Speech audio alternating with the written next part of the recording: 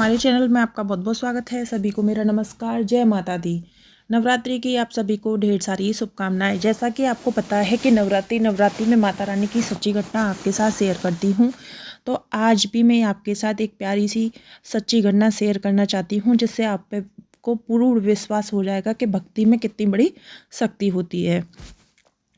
एक पति पत्नी थे जो दिल्ली में रहते थे और वो माता रानी के विशेष भक्त थे, लेकिन उनका यह था कि जब भी उनको मौका मिलता था वो माता रानी के किसी न किसी मंदिर दर्शन करने चले जाते थे।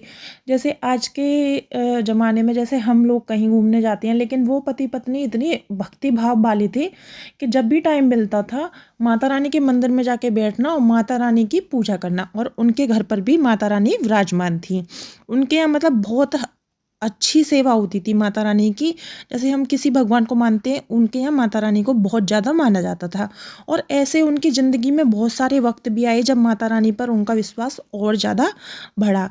तो वो हमेशा ऐसा करते थे कि जब भी टाइम मिलता था तो दर्शन करने जाते थे।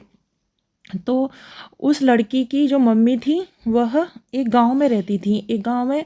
वहाँ पर तो उसकी नवरात्रि आने वाले थे। नवरात्रि में 8 दिन थे, तो उसकी माँ का फ़ोन आया कि बेटा मेरी तबीयत ख़राब है, तुम यहाँ पर मुझे देख जाओ। पता नहीं मैं बचूंगी या नहीं बचूंगी, पर तुम देख जाओ। पता नहीं अभी तो मैं तुमसे बात कर लूँगी, तुम मुझसे बात कर लोगी, पता नहीं कभी हम बात कर पाएंगे कि नहीं।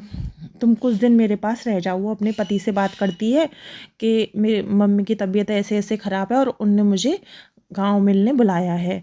तो पति कहता है ठीक है चले जाओ, नवरात्रि शुरू होने वाले हैं और वहाँ पर तुम चले जाओ।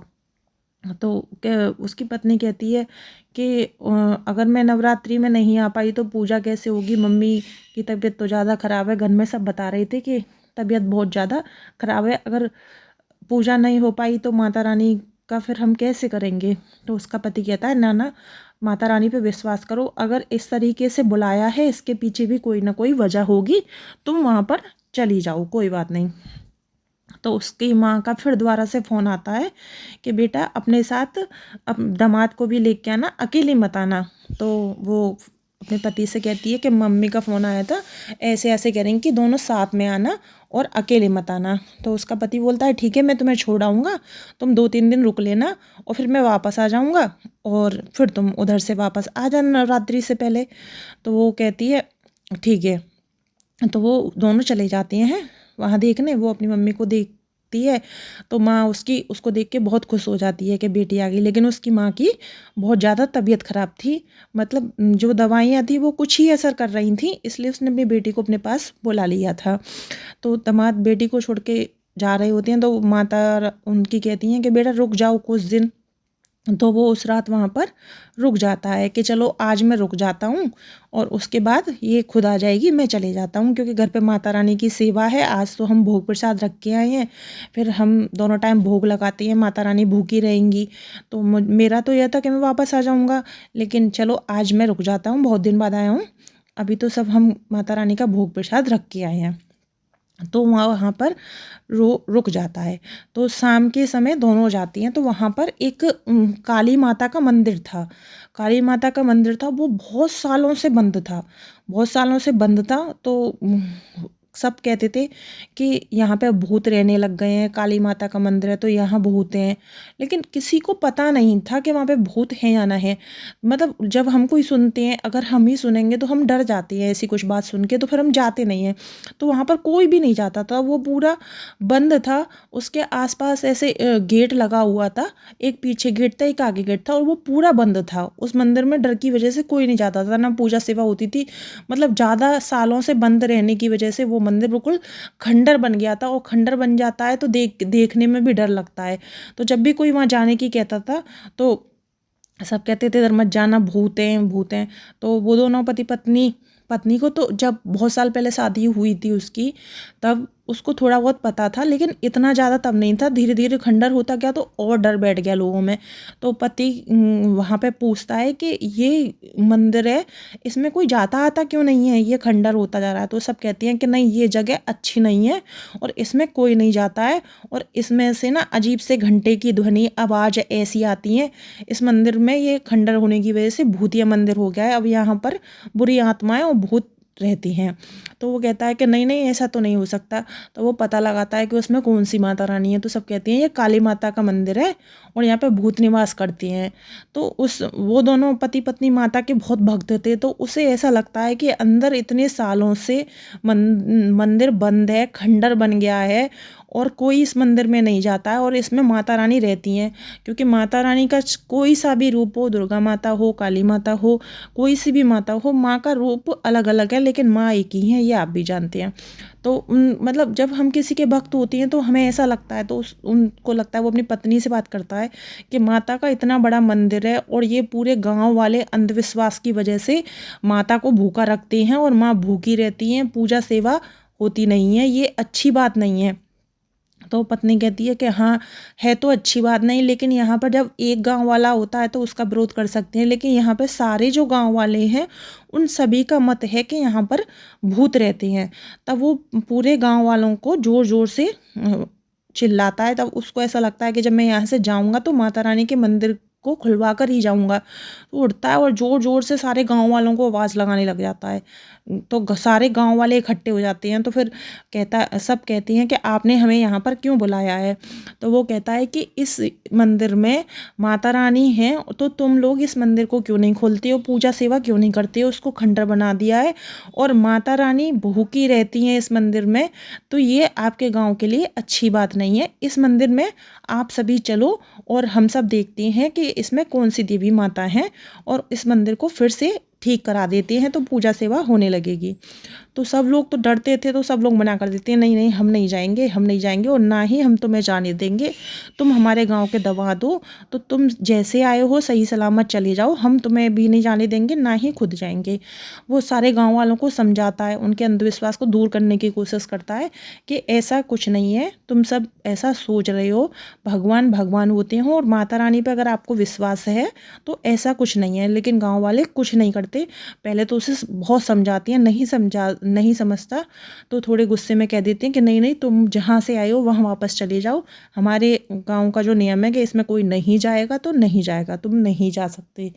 तो वो शांत बैठ जाता है और चला जाता है। उस दिन तो वो रुक जाता है, लेकिन वो माता रानी का भक्ता तो वो कहता है कि मैं यहाँ से तभी जाऊँगा, ये भी मेरी माता, यहाँ की भी माता है और मेरे घर की भी माता है।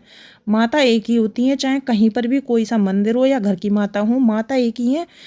तो मैं इस मंदिर को खुलवा कर जाऊँगा। तो वो अपनी पत्नी से बात करता है। तो पत्नी कहती है कि देखिए यहाँ पे अगर ज़्यादा करोगे तो यहाँ पे एक गाँव है, सब लोग लड़ाई हो जाएगी और इनके खिलाफ हम नहीं जा सकते हैं। हम माता रानी से क्षमा मांग लेती हैं कि हम कुछ नहीं कर पाए। लेकिन पति कहता है नहीं, मैं ऐसे नहीं जाऊँगा, अगर मुझे पता चला है तो मैं इस मंदिर को खुलवा कर ही जाऊँगा यहाँ से। तो पत्नी कहती है कि अगर आप अब जाओगे तो यहाँ पर एक लड़ाई खड़ी हो जाएगी और मम्मी की तबीयत बहुत ख़राब है, तो यहाँ पर ये सब चीज़ें इस टाइम ठीक नहीं है। तो वो कहता है ठीक है। तो दोनों पति पत्नी कहती हैं कि मैं आज रात को इस मंदिर में जाऊंगा।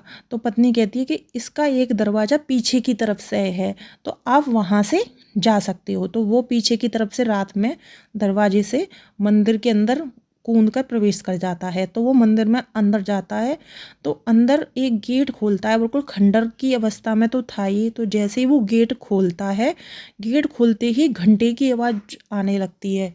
घंटे की आवाज़ आती है तो वो कहता है कि मंदिर में घंटे की आवाज़, यहाँ तो कोई पूजा सेवा होती नहीं, फिर क्यों घंटे की आवाज़ आ रही है। तो वो फिर भी कुछ नहीं समझता, ऐसे हो जाता है। फिर वो थोड़ा और आगे बढ़ता है, फिर बहुत ज़ोर ज़ोर से घंटों की आवाज़ आने लगती है। तो थोड़ा सा डर तो उसके चेहरे पे आ जाता है। उसके बाद फिर वो आगे बढ़ता है तो एक बहुत तेज रोशनी प्रकाश निकलता है और उस रोशनी के प्रकाश में एक महिला योगासन पोजीशन में बैठी हुई थी। तो योग आसन बनाकर हाथ जोड़कर प्रार्थना कर रही थी। तो हाथ जोड़कर प्रार्थना कर रही थी, तो उस लड़की को देखता है कि तुम, ये तो मंदिर बहुत टाइम से बंद है, तुम यहाँ पर क्या कर रही हो। तो लड़की कोई जवाब नहीं देती। फिर वो दोबारा पूछता है तुम क्या कर रही हो। तो लड़की पूछती है तुम नास्तिक हो। तो लड़का कहता है हाँ मैं नास्तिक हूँ। तो फिर इस बारे में उन दोनों पर बहस होती है और बहस होते होते बहुत ज़ोर ज़ोर से घंटे बजने लगते हैं। तो लड़का सोचता है ये आम लड़की तो नहीं है, माता रानी का ही कोई रूप है जो मैं समझ नहीं पा रहा हूँ, क्योंकि आम लड़की ना तो यहाँ होती और ना ही उसके चेहरे पे इतना तेज होता। इसमें कुछ तो अलग बात है, ये माता रानी का ही कोई रूप है जिसे मैं समझ नहीं पा रहा हूँ। तभी लड़की उससे हाथ जोड़ती है। घंटे इतने तेज बात करते करते इतने तेज होती हैं, इतने तेज हो जाती हैं, और वो बेहोश हो जाता है। बेहोश होता है। बेहोश होने के बाद जब वो सुबह उठता है तो वो मंदिर में नहीं होता, और वहाँ पर जब मंदिर गया था तो वो जो महिला वहाँ पर मिली थी, तो वो महिला दुर्गा माँ का ही रूप थी। तो वह मंदिर काली माता को तो था ही, लेकिन वहाँ पे दुर्गा माँ भी विराजमान थी। एक दुर्गा माँ का बड़ा सा रूप वहाँ पर विराजमान था, बहुत ही सुंदर मनमोहक रूप था। तो फिर वो सुबह वहाँ आ जाता है, तो वो कहता है मैं गया तो रात में वहाँ था, और उसके बाद मुझे कुछ याद नहीं। अपनी पत्नी से कहता है मैं यहाँ कैसे आया, मैं यहाँ कैसे आया। तो वो कहता है कि ये तुम्हारी मम्मी का फ़ोन आया था, तो ये माता रानी का ही संदेश था, क्योंकि उनकी पूजा सेवा नहीं होती मंदिर, क्योंकि मैं इस मंदिर में गया था और इसमें काली माता के साथ दुर्गा माता भी विराजमान है, और इसमें कोई भूत नहीं है, कोई खंडर नहीं है। वो फिर से गांव वालों को सबको आवाज़ लगाता है जोर जोर से। फिर गांव वाले कहते हैं फिर तुम्हारा मन बन गया कि तुम्हें इस मंदिर में जाना है, तुमसे कितनी बार मना किया है कि इस मंदिर में कोई नहीं जाएगा, हमारे गांव से कोई नहीं जाता तो नहीं जाएगा, तुम अपने शहर चले जाओ। तो वो कहता है पहले सब लोग आप मेरी बात सुनो। तो कहते हैं हाँ सुनाओ।